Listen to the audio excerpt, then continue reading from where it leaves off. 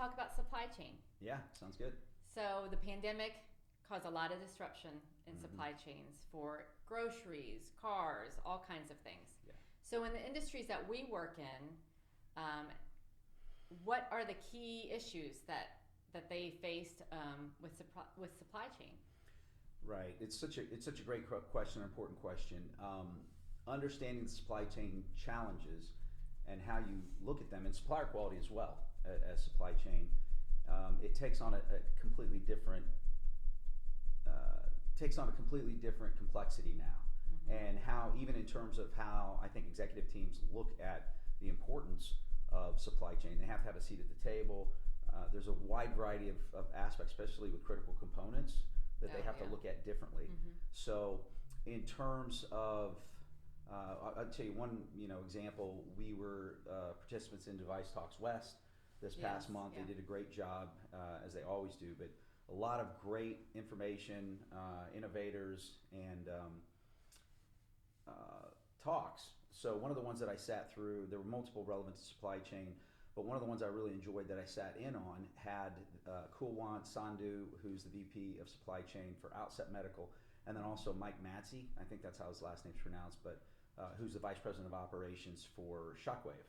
And so, they're sitting here talking about, the challenges with, with things being back ordered, not being able to have, access. Certainly from a cost standpoint, you're talking 500, 600% increase in costs in some situations. So not only do you have to change how you look at your P&L, but Mike was talking about having to go to the CEO and say, hey, I need to have $500,000 spent on mask and sterilization.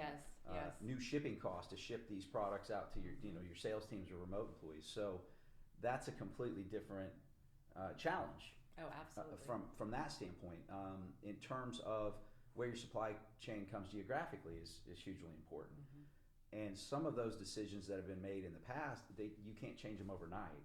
And one of the comments was made that in terms of plants that are manufacturing or distribution, but manufacturing in the Far East, it might take 5 to 10 years to move that facility back, which I knew it would be years, but that's incredible, right? So it's not, there's no short-term fix from that standpoint. So even talking about, as you grow and making adjustments where you can, to have a facility that's either in the US or maybe in North America, the geographic location, but looking at not only in terms of your cost to go audit, travel expenses, and then certainly that travel time, because shipping and the backlogs and challenges there have certainly come into play as well.